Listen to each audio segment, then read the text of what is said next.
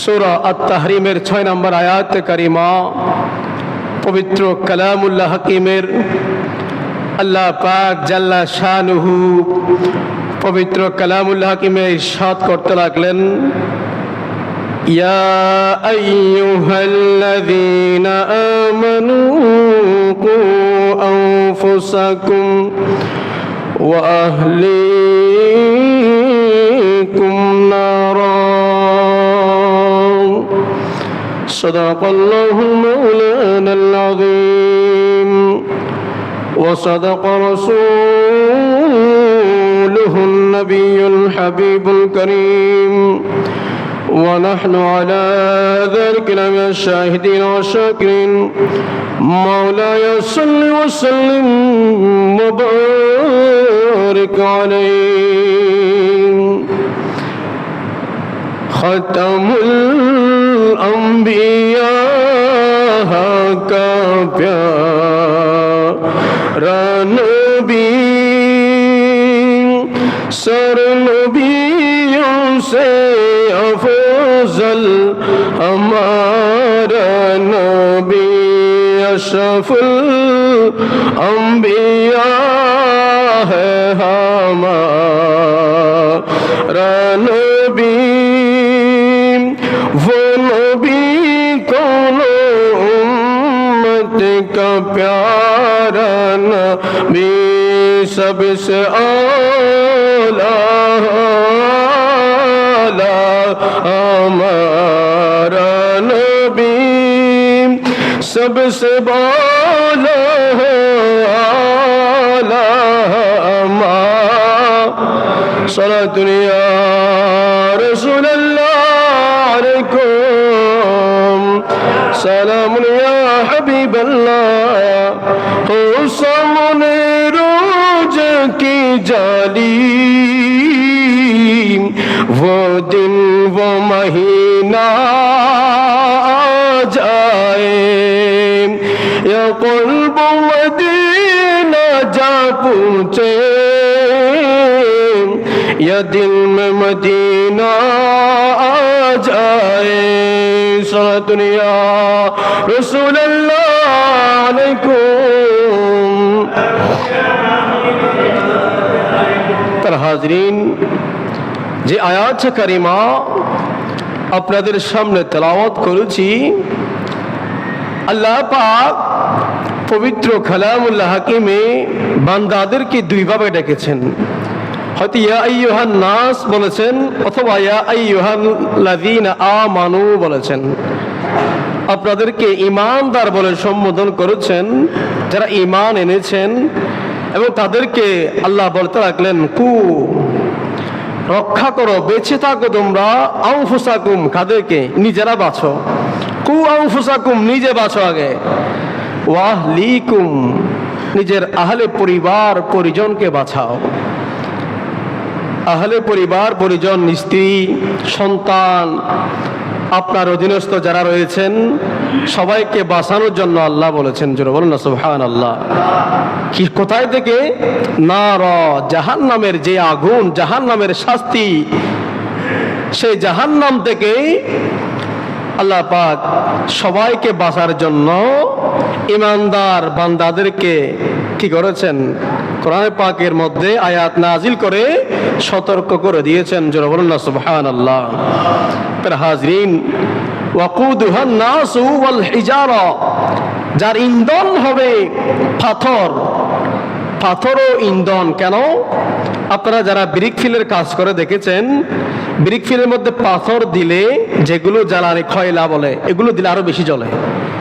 যার ইন্ধন হবে পাথর এবং মানুষ, ওই জাহান্নামের আগুন থেকে, জাহান্নামের ভয়াবহ শাস্তি থেকে আল্লাহ ঈমানদারকে বলতে লাগলেন, আইমান ওয়াহলু, যারা ঈমান এনেছো তুমি নিজে বাঁচো এবং তোমার নিজের পরিবার পরিজন, স্ত্রী সন্তান, আহলে পরিবার সবাইকে রক্ষা করো। জোরে বলুন না সুবহানাল্লাহ। এই আয়াতের আলোকেই তার হাজরিন আলোচনায় প্রবেশ করতে লাগলাম। যে আয়াতে কারিমা তেলাওয়াত করেছি, কিয়ামতের একদিন হবে দুনিয়ার দিনের 50,000 বছরের সমান। সেদিন সূর্য 2 মাইল থেকে নিকটে এসে, এখন সূর্য পৃথিবীর বাহিরে, সেদিন 2 মাইল উপরে এসে সূর্য কিরণ দিতে থাকবে। মানুষের ঘাম বের হয়ে, মগজ বের হয়ে যাবে। ঘাম বের হতে হতে একদম কোথায় চলে আসবে? কান পর্যন্ত চলে আসবে। মগজগুলো ভাতের ফ্যানের মতো ফ্যান ফ্যান করে বের হয়ে যাবে। তার হাজরিন, জিহ্বা 70 হাত লম্বা বের হয়ে যাবে। এবং যেই জমিন থাকবে, এখন যেই জমিন, সেই জমিনটা হবে সীসা, তামার জমিন হবে। এবং বিশেষ করে যারা 5 ওয়াক্ত নামাজ পড়েছে জামাতে অথবা ওয়াক্তের মধ্যে থেকে, যারা 5 ওয়াক্ত নামাজ পড়েছে তাদের জন্য কিয়ামতের যে ভয়াবহ, তাদের জন্য হবে যে 50,000 বছর, কাদের জন্য? মুনাফিকদের জন্য, যারা ঈমান আনে নাই তাদের জন্য, যারা নামাজি তাদের জন্য। আসর নামাজ 4 রাকাত ফরজ পড়তে যে সময়টুকু আপনার যায়, এই সময়টুকুর পরিমাণ হাশরের ময়দানে 50,000 বছর জুড়ে। বলুন না সুবহানাল্লাহ। আপনারা যারা নামাজ পড়েন কষ্ট করে, আজানের সাথে সাথে মসজিদে চলে আসেন, আপনাদের জন্য হাশরের ময়দান হবে 5 থেকে 10 মিনিট। জোরে বলুন না সুবহানাল্লাহ। আপনাদের কষ্ট বৃথা যাবে না। তার হাজরিন, 5 থেকে 10 মিনিট থেকে তো বেশি লাগে না। আসর নামাজ পড়তে বেশি লাগে সময়, 4 রাকাত ফরজ পড়তে অতি জোরে 10 মিনিট। এই জন্যই আপনার হাশরের ময়দান হবে 10 মিনিটের সমান। আল্লাহ তাআলা আমাদেরকে 5 ওয়াক্ত নামাজি বনার তৌফিক দান করুক, সকলে বলি আমিন। এই ব্যাপারে যারা নামাজি, বুখারী শরীফের হাদিস এবং আজ থেকে যেটা কিতাবুত তাওহীদের মধ্যে এসেছেন, বুখারী শরীফের একদম শেষ একটা বাব রয়েছে কিতাবুত তাওহীদ। সেই কিতাবুত তাওহীদের মধ্যে হাদিসে পাকের মধ্যে এসেছে এভাবেই, যে সকল বান্দা নামাজ পড়ে দুনিয়ার জমিন থেকে কবরস্থ হয়েছেন, তারা কবর থেকে হাশরের ময়দানে উঠিত হবেন এবং হাশরের ময়দানে তারা যাবেন। এবং হাশরের ময়দানে গিয়ে ওয়াহুম ইউরাউনা, যারা বলুন না সুবহানাল্লাহ, নামাজি বান্দা আল্লাহকে দেখতে পাবে। ওয়াহুম ইয়ারাউনাল্লাহ, নামাজি বান্দা কাকে দেখতে পাবে? আল্লাহকে দেখতে পাবে। ওই নামাজি বান্দার আল্লাহর সাথে দিদার হয়ে যাবে। আর হাশরের ময়দানের 50,000 বছর ওই বান্দার মুহূর্তেই শেষ হয়ে যাবে। যারা বলুন না সুবহানাল্লাহ। তার হাজরিন, এবং এরপরে দিদার চলতে থাকবে। আল্লাহু ইয়ারাহুম, ওই নামাজি বান্দাকে আল্লাহ দিদার দিয়ে দিবেন। যারা বলুন না সুবহানাল্লাহ। এটা বুখারী শরীফের হাদিস, কিতাবুত তাওহীদের মধ্যে এসেছেন। তার হাজরিন, এবং সূরা মাআরিজের 4 নম্বর আয়াতের মধ্যে আল্লাহ পাক কানা মিকদারুহু 50 আলফা সানা, 50 আলফা সানা, 50,000 বছর কি? বুখারী শরীফের এবং মিশকাত শরীফেও এসেছেন। সেই 50,000 বছরকে আসর নামাজের 4 ওয়াক্ত 4 রাকাত ফরজের সময়ের সাথে উল্লেখ করেছেন। যারা বলুন না সুবহানাল্লাহ। তারা হাজিরিন, এবং এভাবেই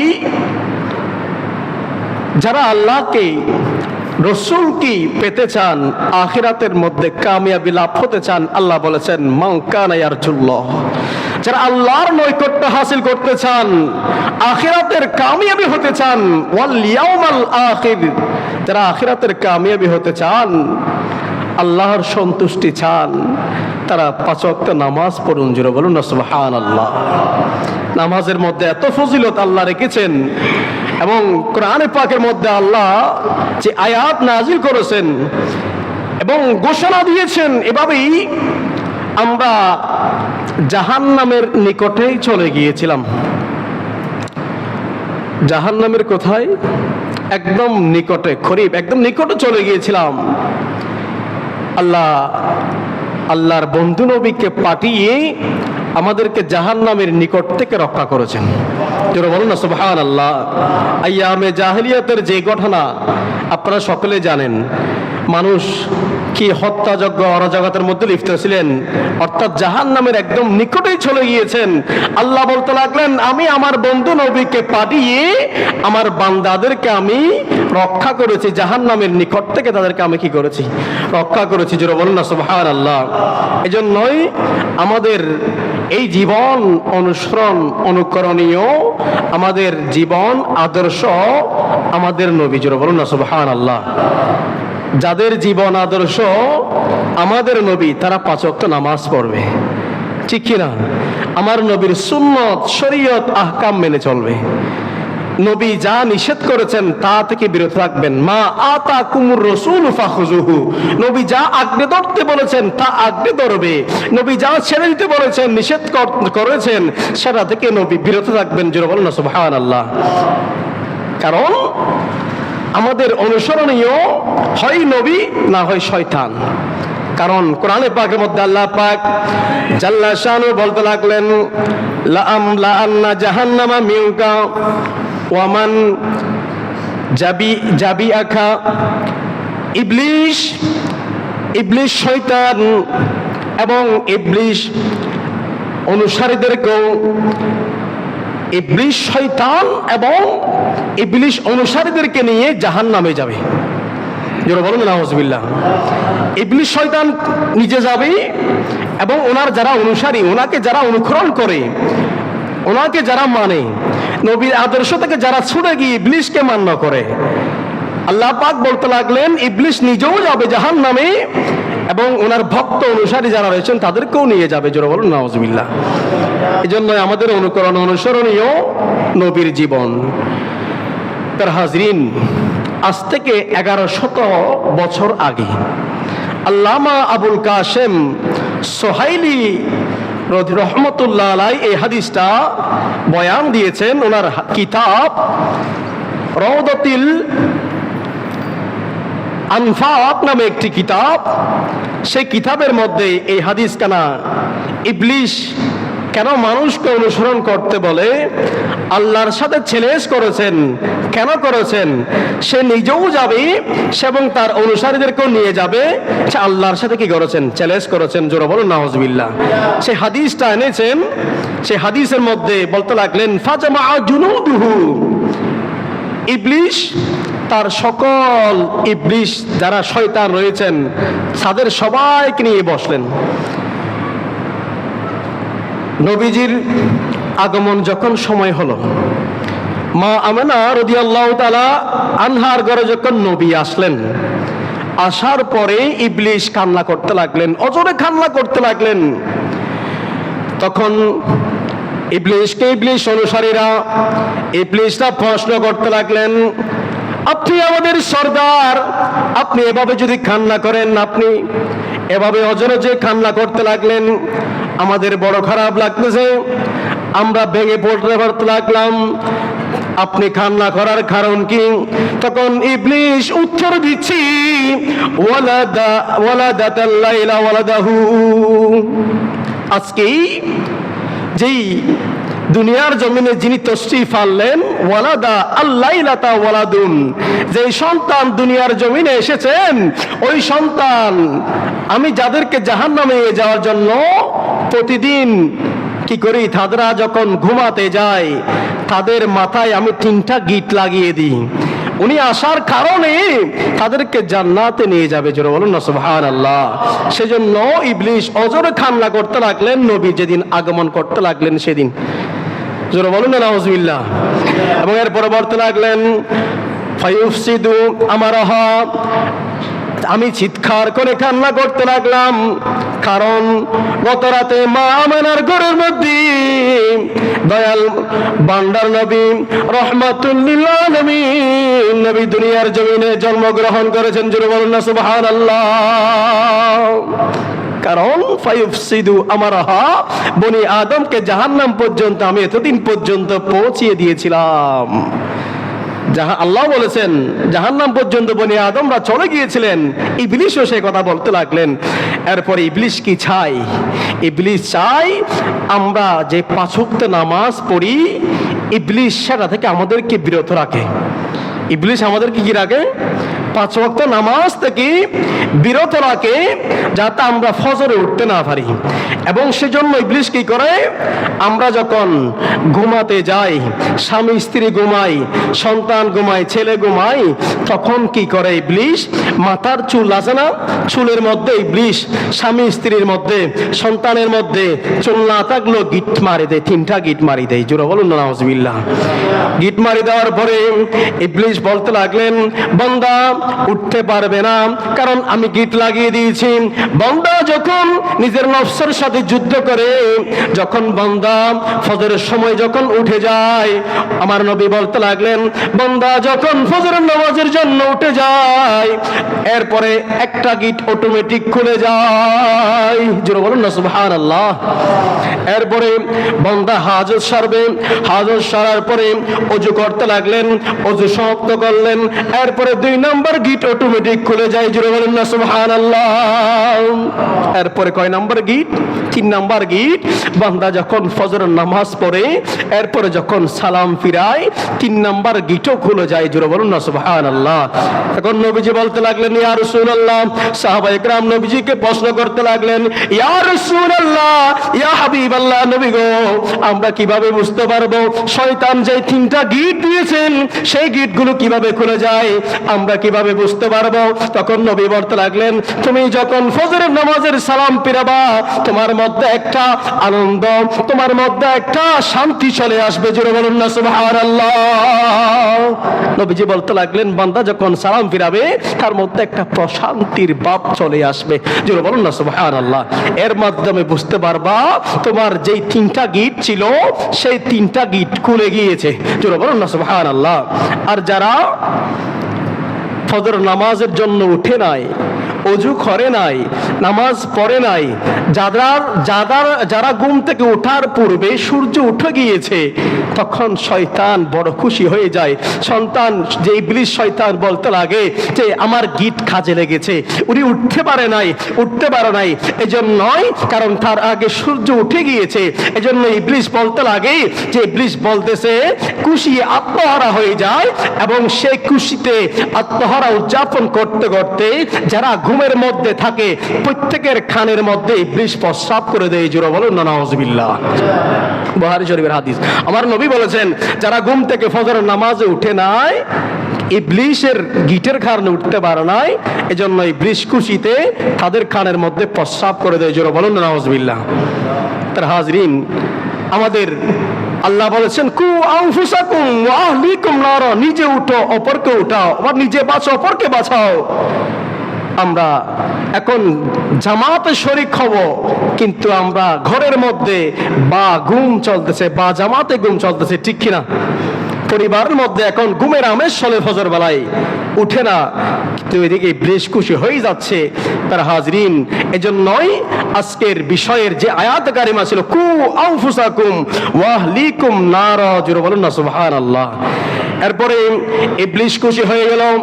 এরপরে একটা হাদিস মিশকাত শরীফে এসেছে, বুখারী শরীফের মধ্যে এসেছে, আমার নবী বলতে লাগলেন, যে স্বামী উঠে গেল, ওঠার পরে স্ত্রী কি করলো? রহিমাল্লাহু আলা রাজুলিন, যে ব্যক্তি ফজরের নামাজের জন্য উঠে গেল, তার উপর বেহিসাব আল্লাহর রহমত নাজিল হয়। জোরে বলেন না সুবহানাল্লাহ। যে ব্যক্তি ফজর নামাজে উঠবে, ওই ব্যক্তির উপর আল্লাহর রহমত, রহিমাল্লাহু আলা রাজুলিন, ওই ব্যক্তির উপর আল্লাহর রহমত নাজিল হবে বেহিসাব। জোরে বলুন না সুবহানাল্লাহ। মান কামা ফিল লাইলি, যে পুরুষ রাতের শেষ ভাগে উঠে এবং তাওয়াজ্জাহা, ওযু করে, ওযু করার পরে ওয়াসাল্লা, এবং নামাজ পড়ে, ওয়াইকাযা আহলাহু, তার স্ত্রীকেও ডেকে দিল, তার স্ত্রী যখন ইন আবা, উঠতে অস্বীকার করলো, একটু গড়িমেশি করলো, উঠতে চাচ্ছে না অথবা ঘুম ভাঙতেছে না, ওই স্বামী কি করলো, একটু পানি নিয়ে ওই স্ত্রীর চেহারায়, ওই স্ত্রীর চোখে নিক্ষেপ করলো, ওই স্ত্রীও ঘুম থেকে উঠে গেল। জোরে বলুন না সুবহানাল্লাহ। আনতাহা আলা ওয়াজহিল মা, হাদিসের মধ্যে এসেছেন ওই স্ত্রীর মুখে পানি, ওই স্ত্রীর চোখে পানি দিয়ে ঘুম থেকে ওঠানোর জন্য। জোরে বলুন না সুবহানাল্লাহ। তখন ওই স্বামীর উপর রহিমাল্লাহু আলা রাজুলিন, আল্লাহর রহমত বেহিসাব নাজিল হবে, অসহস্র রহমত তার ঘরে, তার রহমত তার পরিবারে, তার উপর নাজিল হবে। জোরে বলুন না সুবহানাল্লাহ। এরপর আমার নবী বলতে লাগলেন যে যেই স্বামী ঘুমের মধ্যে স্ত্রী ফরহাজগার, স্ত্রী উঠে গেল, বিপরীতে স্ত্রী উঠে গেল রহিমাল্লাহু আলা ইমরাতিন, স্ত্রী উঠে গেল ঘুম থেকে ফজরের মধ্যে, মান কামাত ফিল লাইল, রাতের শেষ ভাগের মধ্যে, তাওয়াজ্জাহা, ওযু করলো, ওয়াসাল্লাতিন, এবং কি করলো, স্ত্রী নামাজ পড়লো, ওয়াইকাদাত আহলাহা, এবং স্ত্রী কি করলো, স্বামীকে ডেকে দিল ওঠার জন্য, নামাজ পড়ার জন্য। স্বামীও একটু গড়িমসি করতে লাগলেন, না ওঠার জন্য একটু চেষ্টা করতে লাগলেন, অথবা তার ঘুম ভাঙতেছে না। স্ত্রী কি করলো, স্ত্রী ইন আবা, স্বামী যখন অস্বীকার করলো, আনতাহা আলা ওয়াজহিল মা, সেম স্ত্রীও কি করলো, একটু পানি নিয়ে স্বামীর মুখে, স্বামীর চোখে একটু পানি নিক্ষেপ করলো। জোরে বলুন না সুবহানাল্লাহ। তাহলে স্ত্রীর পানি নিক্ষেপ করবে কোথায়, কম্বলে নয়, পানি নিক্ষেপ করবে চোখে এবং মুখে। আলা ওয়াজহিল মা, মুখের মধ্যে, অর্থাৎ মুখের মধ্যে চোখ আছে, মুখের মধ্যে পানি নিক্ষেপ করবে, এবং স্বামীরও ঘুম ভেঙে যাবে, স্বামীও নামাজ পড়তে আল্লাহর কাছে, আল্লাহর দিদার করার জন্য, নামাজ পড়ার জন্য দাঁড়িয়ে যাবে। জোরে বলুন না সুবহানাল্লাহ। তাহলে তখন কি হবে, ওই স্ত্রীর উপর আল্লাহর অজস্র রহমত, রহিমাল্লাহু আলা ইমরাতিন, ওই স্ত্রীর উপর আল্লাহর অজস্র রহমত, বেহিসাব রহমত নাজিল হতে থাকবে। জোরে বলুন না সুবহানাল্লাহ। হাজরিন, আমাদের বিষয় ছিল যে নামাজের, যে ফজর নামাজ আমরা পড়তে ওঠা, এবং যারা উঠে না তাদের কানের মধ্যে শয়তান প্রস্রাব করে দেয়, এবং যারা উঠে তাদের উপর আল্লাহর রহমত নাজিল হয়। যারা 5 ওয়াক্ত নামাজি, হাসরের ময়দানের যে 50,000 বছর, সেটা 10 মিনিট থেকে 5 মিনিট, অর্থাৎ আসরের নামাজের যেই 4 রাকাত ফরজ নামাজ পড়তে যে সময় লাগে, এই সময়টুকু হাসরের ময়দানের 50,000 বছরের সমপরিমাণ। যে বলুন না সুবহানাল্লাহ। এজন্যই সূরা মাআরিজের মধ্যে কানা মিকদারহু 50 আলফা সানা, এই আয়াতের ব্যাখ্যা বুখারী, মুসলিম, মিশকাতের মধ্যে এসেছে যে আলফা সানা, 50 আলফা সানা, হাসরের ময়দানের 50,000 বছর নামাজের জন্য হবে 5 থেকে 10 মিনিট। জোরে বলুন না সুবহানাল্লাহ। এবং ওই নামাজি হাসরের ময়দানে যখন যাবে, আল্লাহর দিদার হবে, ওয়াহুম ইয়ারাউনাল্লাহ, আল্লাহর দিদারে মগ্ন থাকবেন, এবং আল্লাহ ওই নামাজিকে দিদার দিয়ে ধন্য করে দিবেন। জোরে বলুন না সুবহানাল্লাহ। আল্লাহু ইউরাহুম, ওই নামাজিকে আল্লাহর দিদার পেয়ে যাবে। জোরে বলুন না সুবহানাল্লাহ। তারা হাজরিন, আমরা আমাদের সমাজে বিশেষ করে নামাজ একদম অনীহার মধ্যে চলে গিয়েছে, এমন একটা পর্যায়ে চলে গিয়েছে, আমরা ফজর বেলায় ঘুমের মধ্যে কি হয়ে যায়, মগ্ন হয়ে যায়, পুরো পরিবার ঘুম, সূর্যের পর উঠে 10টা 11টা অথবা 8টা 9টার দিকে উঠে, এভাবে উঠে। আল্লাহ তাআলা যে কোরআনে পাকের যে আয়াতে নাজিল করেছেন, কু আনফুসাকুম ওয়া আহলিকুম নার, নিজেও বাঁচো, পরিবার পরিজনকেও বাঁচাও। আল্লাহ তাআলা একজন যদি থান পান জাগ্রহণ, এখন আধুনিক যুগ, মোবাইলের মধ্যে অ্যালার্ম দিলেও সবাই উঠে যাওয়ার সুযোগ আছে। তো আল্লাহ তাআলা আমাদের সকালবেলা যে ফজর নামাজ, সেই ফজর নামাজ নিজেও পড়ব, নিজের স্ত্রীকেও পড়ার জন্য তাগিদ, নিজের সন্তানকে পড়ার জন্য তাগিদ দেওয়া, ডাক দেওয়া, শাসন করা, এবং সবাই ফজর নামাজ পড়ে, এবং এরপরে কোরআন তেলাওয়াত। আগে গ্রামের মধ্যে সকালবেলায় ফজর নামাজের পরে মানুষ পুরো বাড়িতে কোরআন তেলাওয়াতের চর্চা রয়েছেন। এখনো আমাদের বাড়িতে আমার আব্বা ফজর নামাজের পর অনেকক্ষণ কোরআন তেলাওয়াত করে, অনেকক্ষণ। আমার আম্মা, আমার স্ত্রী, সবাই পরিবারের মধ্যে কোরআন তেলাওয়াতের মধ্যে মগ্ন থাকে সব সময়। আমি বাড়িতে গেলে সেটা উপলব্ধি করি। তারা হাজরিন, এভাবে আপনাদের পরিবারও যদি একটুকু, একটা অংশ কোরআনে পাকের একটা আয়াত অথবা একটা অংশ আপনি শুনেন অথবা পড়েন। কোরআনে পাকের সকালবেলা ফজর নামাজের পরে একটা আয়াত অথবা সূরা ইখলাস পড়েন, অথবা সূরা হাশরের 3 আয়াত পড়েন। এভাবে একটা অংশ যদি আপনার জবান দিয়ে যদি পড়া হয়, জামাতে আমরা সূরা হাশরের 3 আয়াত পড়ি, এর মাধ্যমে আমরা সকলে যারা জামাতে শরীক হই পড়ার একটা সুযোগ থাকে। তারপরে আপনি যদি